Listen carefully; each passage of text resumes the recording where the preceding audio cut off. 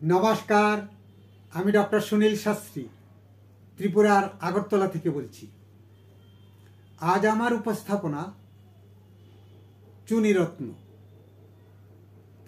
তো আমরা দেখেছি যে জ্যোতিষশাস্ত্রে সূর্যকে অর্থাৎ রবিকে গ্রহ হিসাবে ধরা হয়েছে এবং সেই সূর্যের আলোক পুষ্ট হয়েই আমরা বেঁচে আছি।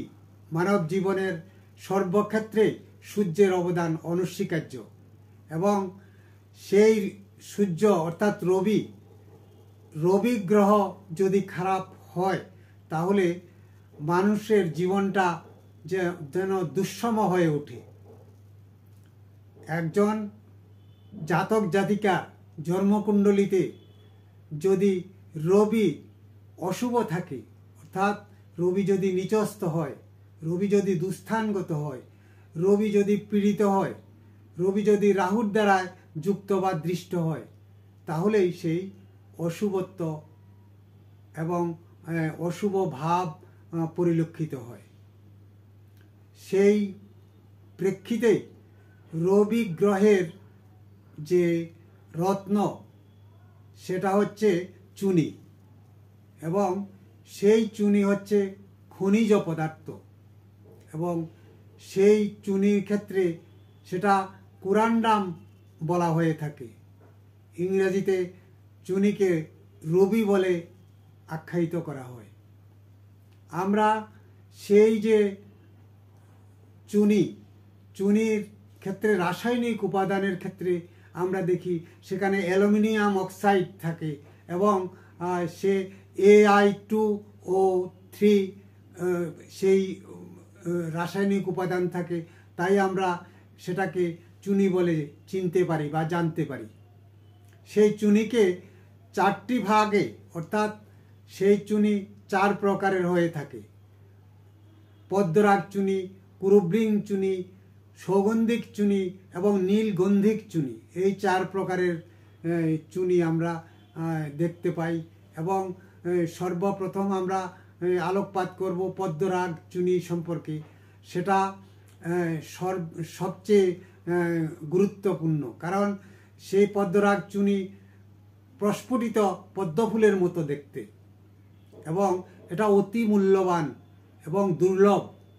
সেই পদ্মরাগ চুনি খুব ঠান্ডা ও বরফের মতো হয়ে থাকে এবং সেটা তেল বা ঘির মতো পিচ্ছিল হয়ে থাকে।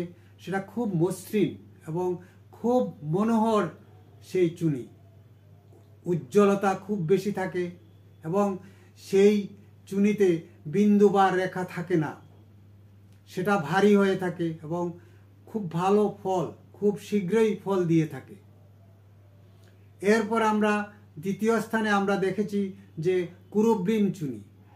সেটা রক্ত জবার মতো আভাযুক্ত ঈষৎ হলুদ আভা। এটা একটু দেরিতে ফল দিয়ে থাকে। তৃতীয় হচ্ছে সুগন্ধিক চুনি।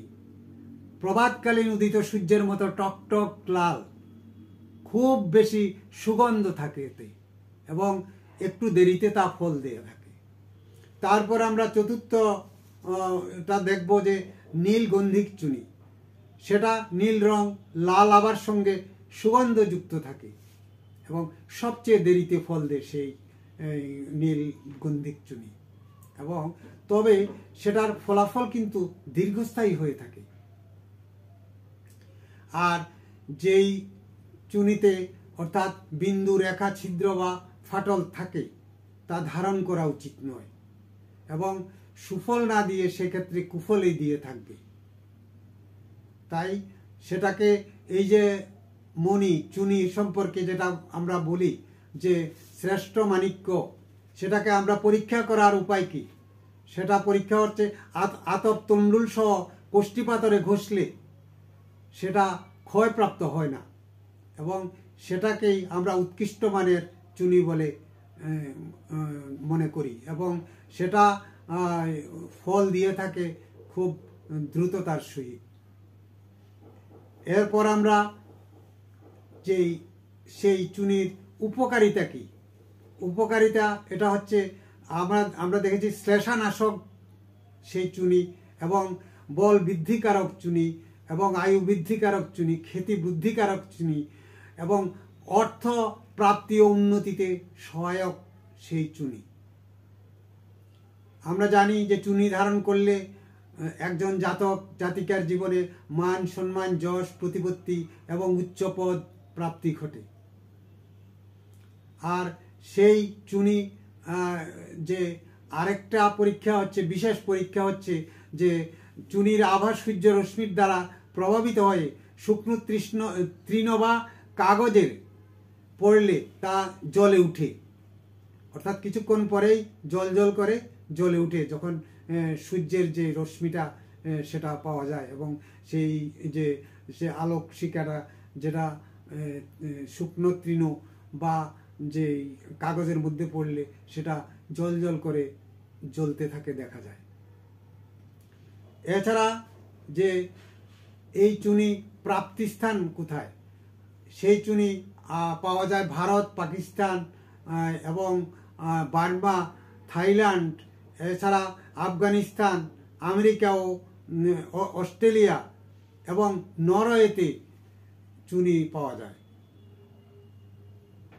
তো বন্ধুরা, আমি রত্ন সম্পর্কে পরপর আপনাদের সামনে তুলে ধরব, যদি আপনাদের লাইক, শেয়ার, সাবস্ক্রাইব পাই। নমস্কার।